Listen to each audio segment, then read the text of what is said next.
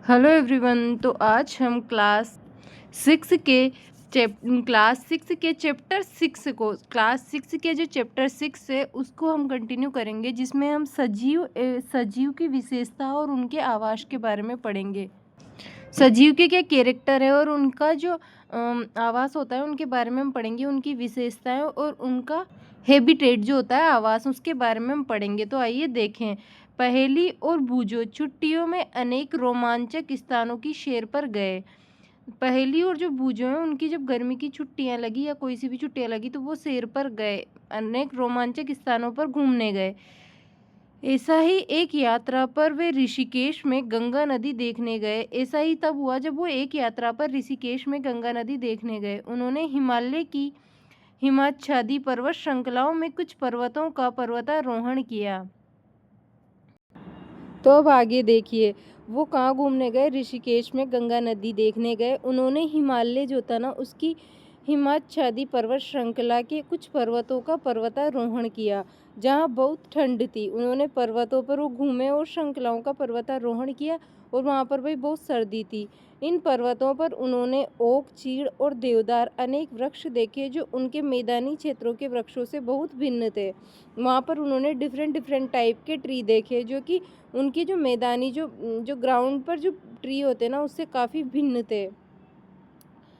एक और अभियान में उन्होंने राजस्थान की यात्रा एवं ऊंट पर उष्ण मरुस्थल भी घूमे। उन्होंने राजस्थान की यात्रा की और ऊंट पर उष्ण मरुस्थल भी घूमे। यहाँ से उन्होंने नागफनी समझते हो, कैक्टस, अनेक प्रकार के पौधे एकत्र किए। अंत में वे पुरी गए और उन्होंने समुद्र के तट की सैर की और वहाँ केजूराइना के वृक्ष की कतार देखी। तो ये जो पुरी है ना, ये क्वेश्चन पूछा जा सकता है कि पुरी कहाँ पर है, तो पुरी उड़ीसा में है। उन्होंने समुद्र के तट की सैर की और वहाँ केजूराइना के वृक्ष की कतार देखी। इन स्थानों के भ्रमण के रोमांचक एवं उल्लासपूर्ण क्षणों का स्मरण करते हुए उन्हें अचानक एक विचार आया।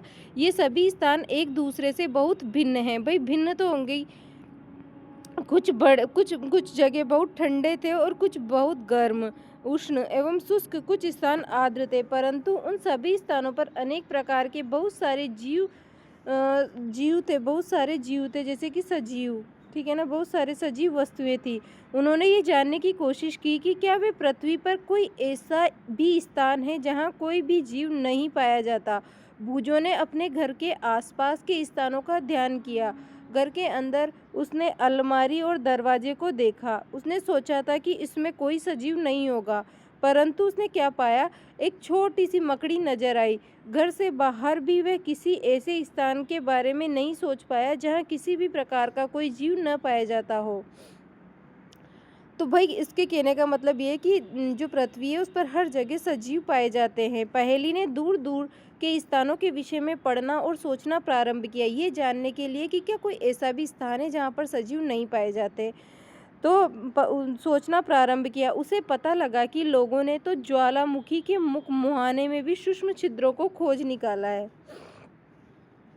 तो उसने क्या पाया? उसे पता लगा कि जो लोग हैं उन्होंने तो ज्वालामुखी के जो मुख है ना, मुहाने में भी सूक्ष्म छिद्रों को खोज निकाला है। उसके बाद आगे देखिए, ये ऐसे घूमने गए थे। सजीवों के लिए खोज, उसने सजीवों के लिए खोज की। सजीव एवं उनका परिवेश। पहेली और बूझो के मस्तिष्क में एक और विचार आया। जिन स्थानों की उन्होंने सैर की थी वहाँ किस प्रकार के जीव पाए जाते हैं? मरुस्थल में ऊँट थे, उसके अलावा पर्वत पर बकरी और याक थे। पुरी के समुद्र तट पर केकड़े एवं अनेक प्रकार की मछलियाँ थीं जिन्हें मछुआरे पकड़ रहे थे। साथ ही साथ चींटियाँ जैसे अनेक प्रकार के जीव इन सभी स्थानों पर उपस्थित थे। इन क्षेत्रों में पाए जाने वाले विभिन्न प्रकार के पौधों अन्य क्षेत्रों के पौधों की प्रजातियों से भिन्न थे। इन विभिन्न क्षेत्रों का परिवेश कैसा था? तो उनका परिवेश भी एक समान था? तो हम आगे इसके बारे में पढ़ेंगे। आइए देखते हैं क्रियाकलाप 1 में क्या कह रहा है। आइए एक वन से प्रारंभ करते हैं। यहाँ पाए जाने वाले सभी पौधे, जंतु और वस्तुओं के बारे में सोचिए।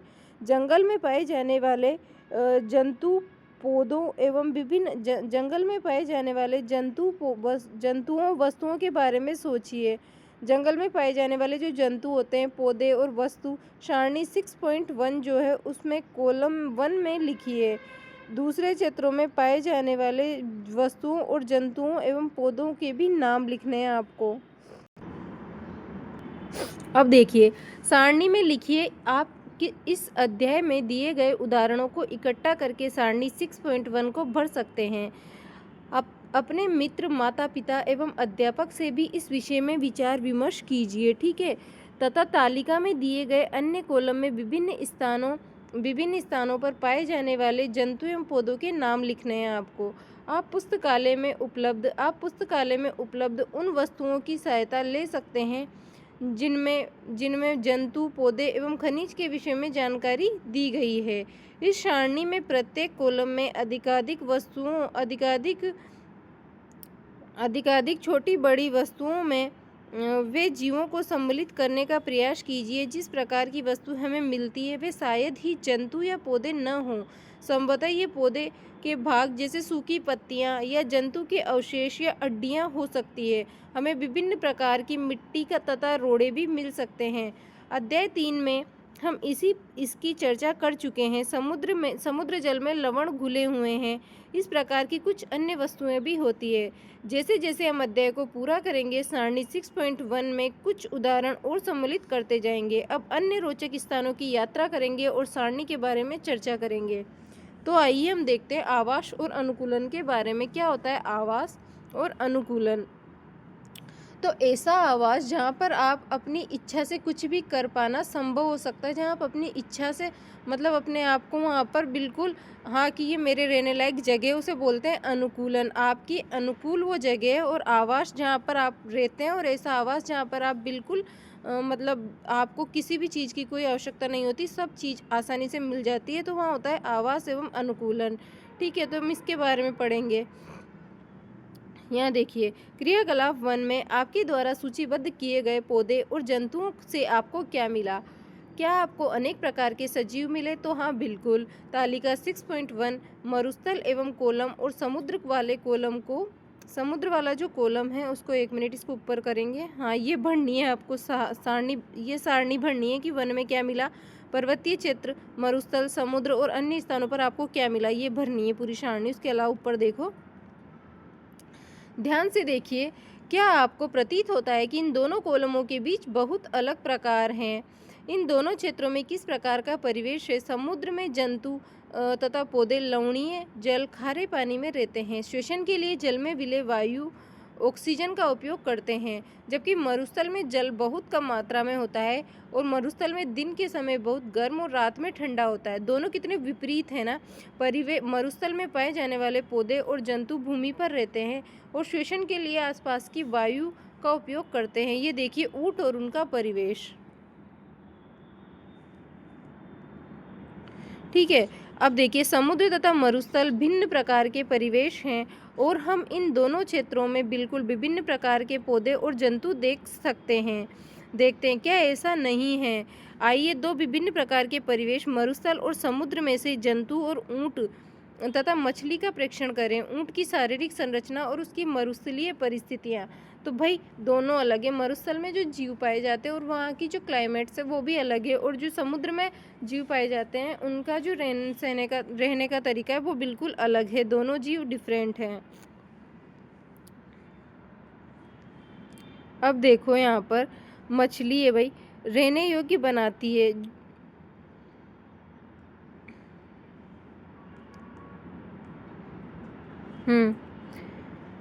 ऊंट के पैर लंबे होते हैं जिससे उनका शरीर रेत में गर्मी से दूर रहता है। मतलब ऊंट के जो पैर होते हैं ना वो लंबे होते हैं, जिससे क्या होता है उनका जो शरीर होता है वो रेत की जो गर्मी होती है मरुस्थल में उससे बहुत दूर रहता है। उनमें मूत्र उत्सर्जन की मात्रा बहुत कम होती है तथा मल शुष्क होता है। भाई वो मतलब मूत्र त्याग बहुत ही कम करते हैं, क्योंकि रेगिस्तान में पानी बहुत कम होता है और वो रेगिस्तान में पाए जाते हैं, तो मूत्र उत्सर्जन की मात्रा बहुत कम होती है और मल जो होता है ना वो शुष्क होता है। उन्हें पसीना स्वेद भी नहीं आता, क्योंकि शरीर में जल हाश्र बहुत कम होता है, जिससे शरीर का, क्योंकि उन्हें पसीना आएगा तो जल की हानि होगी, इसलिए जल की हानि को रोकने के लिए उनमें पसीने का हाश्र भी बहुत कम होता है। इसलिए जल के बिना भी वे अनेक दिनों तक जीवित रह सकते हैं। क्या आप ये बात जानते हैं कि ऊँट कई दिनों तक बिना पानी के रह सकता है? तो विभिन्न प्रकार की मछलियाँ, अब आप मछलियों को देखेंगे। आइए विभिन्न प्रकार की मछलियों को देखें।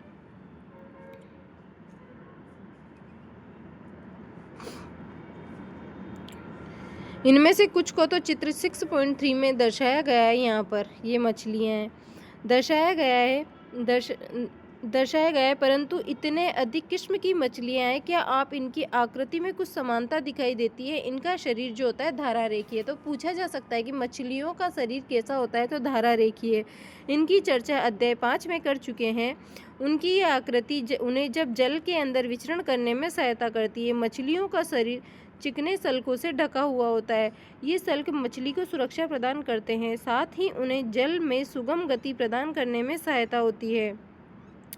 अध्याय 5 में चर्चा की थी कि मछली के पंख एवं पूंछ चपटी होती है, जो उन्हें जल के अंदर दिशा परिवर्तन एवं संतुलन बनाए रखने में सहायता करती है। मछली में गिल्स या क्लोम होते हैं, जिससे वे जल में श्वास लेने में सहायता होती है उनकी। ठीक है, हम देखते हैं कि मछली की संरचना उसे जल में रहने में सहायक होती है तथा ऊँट की संरचना उसे मरुस्थल में रहने में सहायक होती है। हमें पृथ्वी पर पाए जाने वाले असंख्य प्रकार के जंतुओं में से केवल 2 उदाहरण लिए हैं।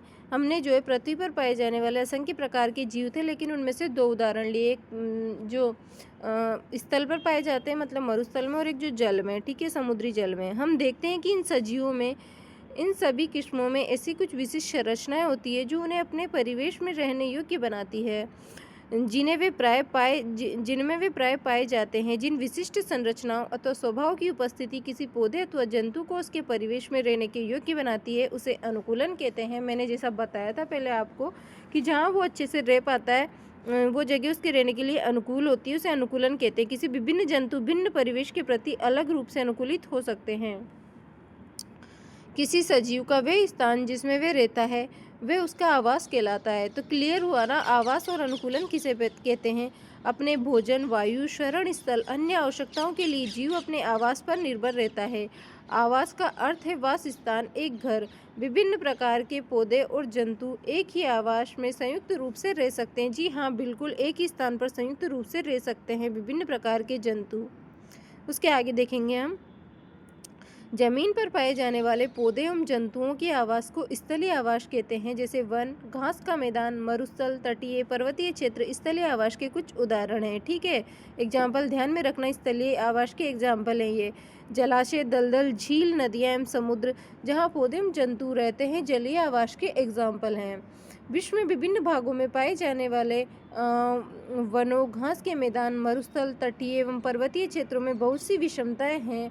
ये सभी जलीय आवासों के लिए सत्य है। किसी आवास पर पाए जाने वाले सभी जीव, जैसे कि पौधे और जंतु, उसके जैव घटक होते हैं।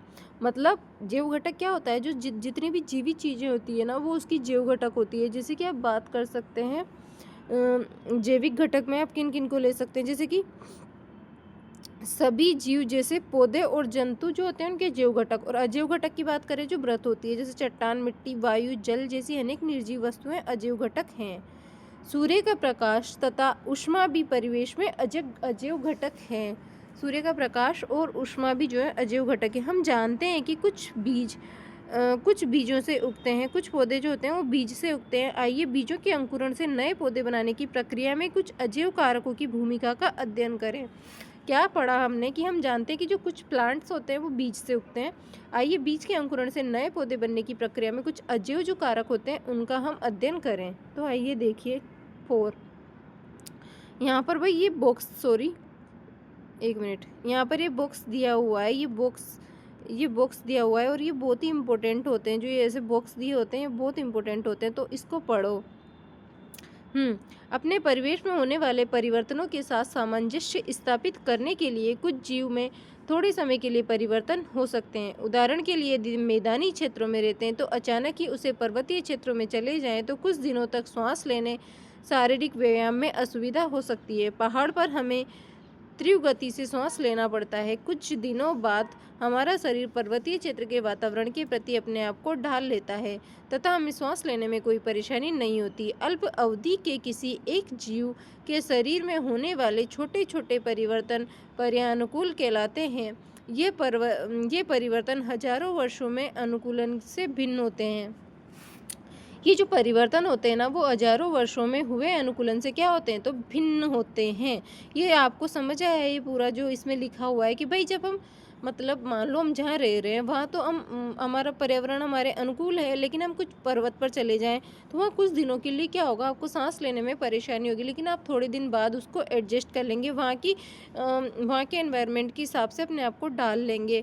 तो यही यहाँ परिवर्तन हजारों वर्षों में हुए अनुकूलन से भिन्न होता है। ठीक है, उसके अलावा क्रियाकलाप 2 देखेंगे। अध्याय 4 में किए गए क्रियाकलाप 7 का स्मरण कीजिए।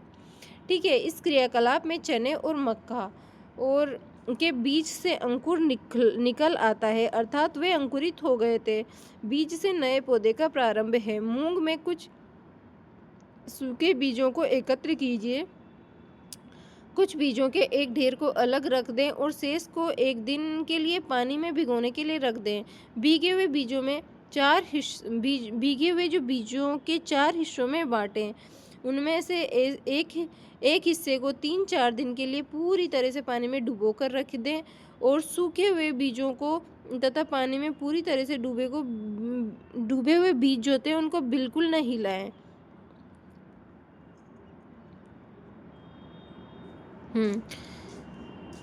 उनको आपको हिलाना नहीं है। ठीक है, फिर भीगे बीजों में से एक भाग को धूप वाले कमरे में तथा दूसरे को अंधेरे में रख दें। जैसे कि अलमारी जिसमें धूप नहीं जाती, अंतिम भाग को जैसे कि अलमारी जिसमें धूप नहीं जाती, ठीक है, अंधेरे क्षेत्र में रख दें, मतलब बता रहा है कि आप अलमारी में रख सकते हैं। अंतिम भाग को बहुत ही ठंडे वातावरण में रखें, जैसे कि फ्रिज में रख दें।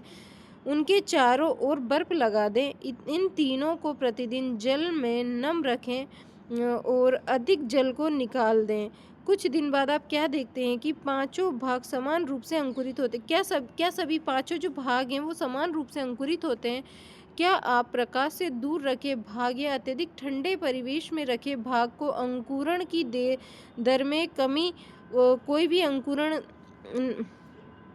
या तो उसमें अंकुरण की कमी होगी या फिर आप कोई भी अंकुरण नहीं देख सकते हैं। क्या आपने पाया कि वायु, जल, प्रकाश, ऊष्मा एवं जैव घटक सजीवों के लिए अत्यंत आवश्यक होते हैं?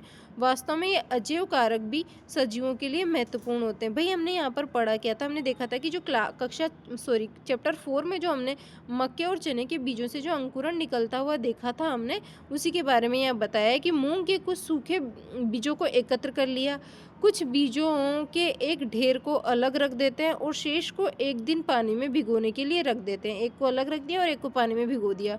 भीगे हुए बीजों के 4 जो भीगे हुए हैं ना, उनके 4 हिस्से कर लेते हैं। एक वो सूखा वाला हो गया और 4 हिस्से ये हो गए। उनमें से एक हिस्से को 3-4 दिन के लिए पूरी तरह से पानी में डुबोकर रख देते हैं। सूखे हुए बीजों को तथा पानी में पूरी तरह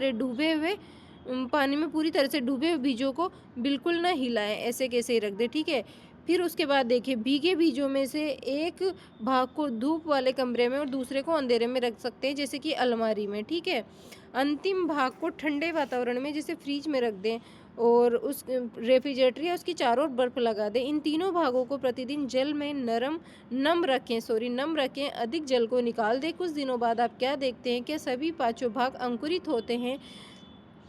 क्या प्रकाश से दूर रखे भाग या अत्यधिक ठंडे परिवेश में रखे भाग में अंकुरण की दर की कमी या फिर अंकुरण नहीं देखते हैं? तो इसके बारे में हम बात करेंगे। देखिए, क्या आपने पाया कि वायु, जल, प्रकाश और ऊष्मा जैसे अजैव घटक सभी सजीवों के लिए अत्यंत आवश्यक होते हैं? वास्तव में ये अजैव कारक सभी सजीवों के लिए महत्वपूर्ण होते हैं। हम देखते हैं कि सजीव बहुत ठंडे और बहुत उष्ण परिवेश में भी पाए जाते हैं। क्या ऐसा नहीं है? ये जीव इस विषम परिवेश में जीवित रहने के लिए किसी विशिष्ट व्यवस्था को अपनाते हैं।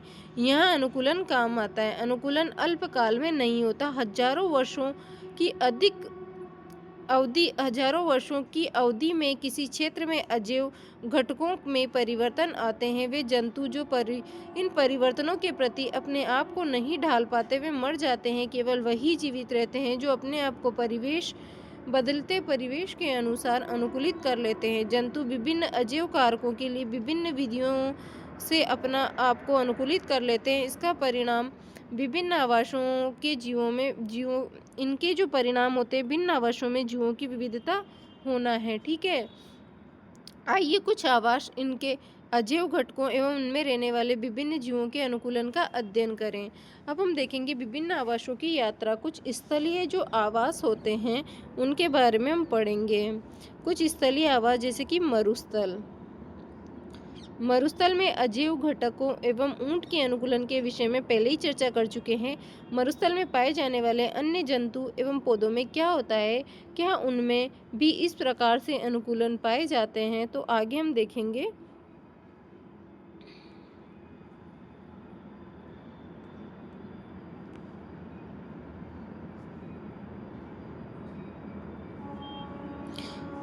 तो जो मरुस्थल में रहने वाले जीव होते हैं भैया, जो मरुस्थल में रहने वाले चूहे एवं सांप के ऊंट की भांति लंबे पैर नहीं होते। जो चूहा होता है, सांप होता है, उनका ऊंट की भांति लंबे पैर नहीं होते। दिन की तेज गर्मी से बचने के लिए भूमि के अंदर गहरे बिलों में रहते हैं। रात्रि के समय जब तापमान की कमी हो जाती है तो जंतु बाहर आ जाते हैं। ठीक है, ये देखिए बिल में मरुस्थलीय जंतु ऐसे रहते हैं। उसके बाद हम देखेंगे जो मरुस्थल में उगने वाले जो पादप होते हैं वो कैसे वहाँ सरवाइव करते हैं।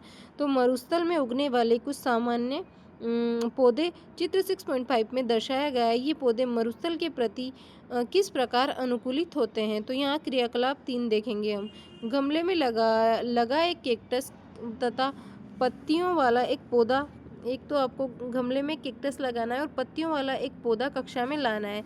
दोनों पौधों के कुछ भाग को पॉलीथीन थैली से ढककर उसी प्रकार बांधिए। दोनों पौधों के कुछ भाग जो ले लेने उनको पॉलीथीन थैली से ढककर उसी प्रकार बांधिए जिस प्रकार अध्याय 4 में क्रियाकलाप 4 हमने पौधों को वाष्प उत्सर्जन का अध्ययन करते समय बांधा था। ठीक है, गमलों में लगे पौधों को धूप में रख दीजिए और कुछ घंटे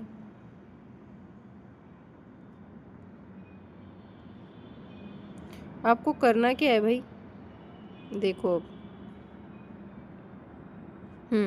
कुछ घंटे बाद इनका प्रेक्षण कीजिए। आप क्या देखते हैं, आप दोनों पॉलीथीन थैलियों में एकत्र जल की मात्रा में कोई अंतर देखते हैं। मरुस्थलीय पौधे और वाष्प उत्सर्जन द्वारा जल की कम मात्रा निष्कासित करते हैं और जबकि मरुस्थलीय पौधों में पत्तियां या तो अनुपस्थित होती है अथवा बहुत छोटी होती है।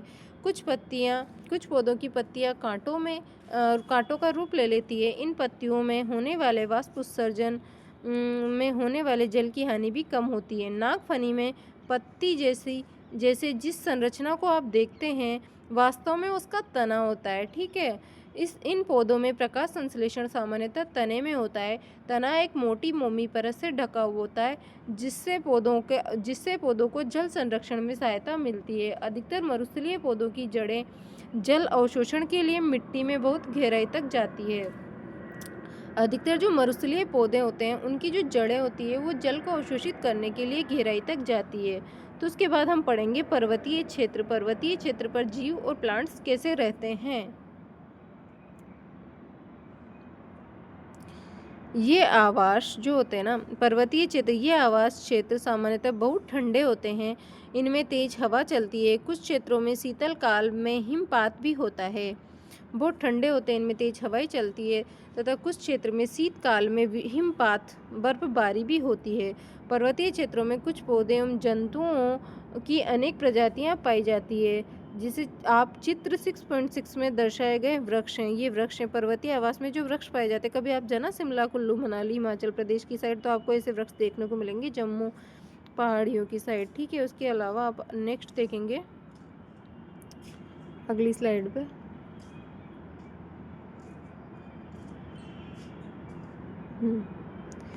यदि आप पर्वतीय क्षेत्रों में अब देखो, यदि आप पर्वतीय क्षेत्रों में रहते हैं, वहाँ घूमने गए हैं तो आपने ऐसे अनेक वृक्ष देखे होंगे, परंतु क्या आपने ऐसे वृक्षों को अन्य क्षेत्रों में भी देखा है? वे वृक्ष अपने आवास में विद्यमान परिस्थितियों में रहने के लिए किस प्रकार अनुकूलित होते हैं? यहाँ क्या रहा है, जब आप पर्वतीय क्षेत्रों में रहते हैं या फिर घूमने गए हैं, तो आपने ऐसे अनेक वृक्ष देखे होंगे, परंतु क्या आपने ऐसे वृक्षों को अन्य क्षेत्रों में भी देखा है? वे वृक्ष जब आवास में विद्यमान परिस्थितियों में रहने के लिए किस प्रकार अनुकूलित हैं?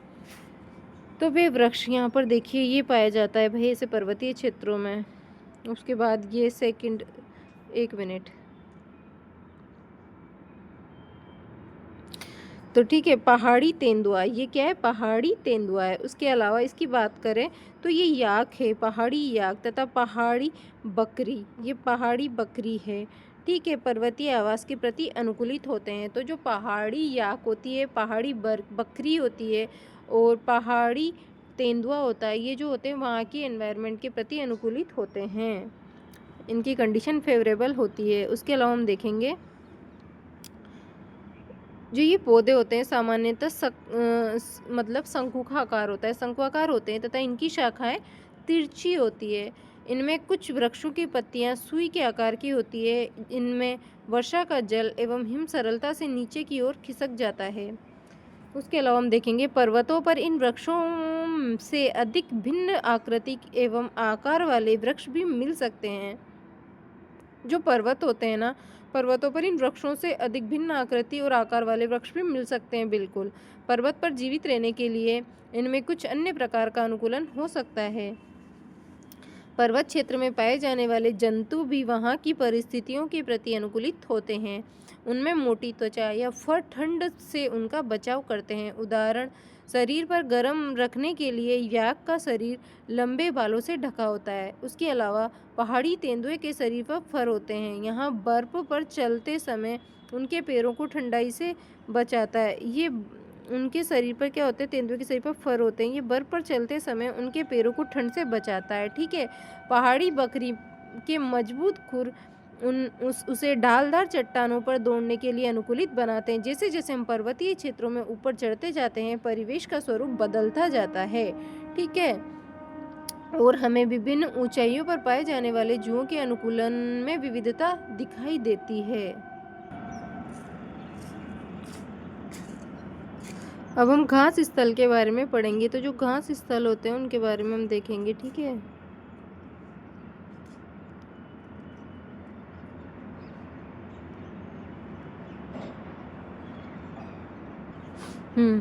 तो घास के स्थल क्या होते हैं हम उनके बारे में पढ़ेंगे। आप देखिए यहाँ पर, एक मिनट में आपके लिए ले लेती हूँ।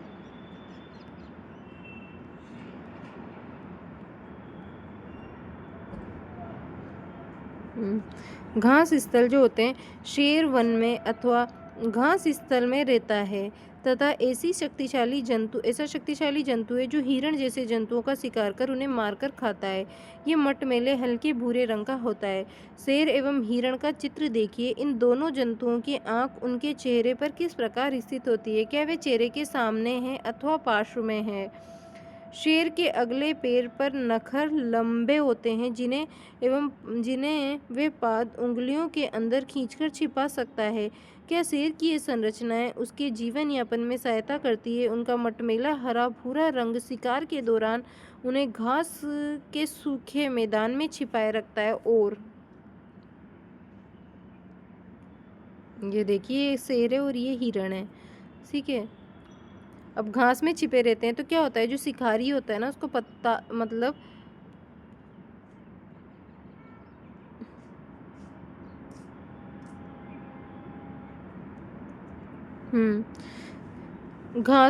शिकारी को पता नहीं चलता है। चेहरे के सामने की उनकी आँखें उसे वन से दूर तक शिकार को खोजने में सहायता देती है। एक दूसरा जंतु हिरण है जो वन या घास स्थल में रहता है। पौधों की कठोर तनों को चबाने के लिए इसमें मजबूत दांत होते हैं। हिरण को अपने शिकारी शेर जैसे जंतुओं से अपना शिकार बनाते हैं। शेर जैसे जंतु जो उसे अपना शिकार बनाते हैं की उपस्थिति की जानकारी आवश्यक है ताकि वे उसका शिकार न बन सके और वहां से भाग जाए। उसके लंबे कान उसे शिकारी की गतिविधि की जानकारी देते हैं। इस और उसके अलावा इसके सिर पर पार्श्व में 2 स्थित आंखें प्रत्येक दिशा में देखकर खतरा महसूस कर सकती हैं। हिरण तेज गति से शिकारी से दूर भागने में सहायक होता है।